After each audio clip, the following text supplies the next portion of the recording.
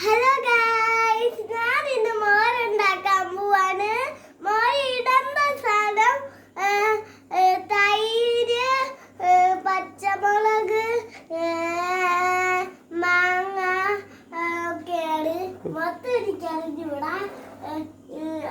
കൈലാപ്പല എനിക്കറിയാം. കൈലാപ്പല ഇടണം.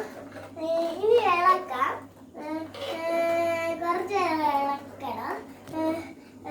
ഇളക്കിക്കൊണ്ടിരിക്കണം ഗൈസ്. അതൊരു പണിയായി.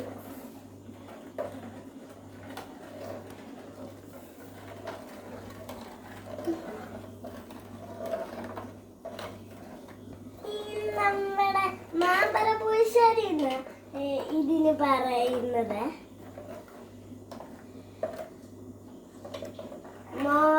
മോരും മാമ്പഴ പുളിശ്ശേരിയും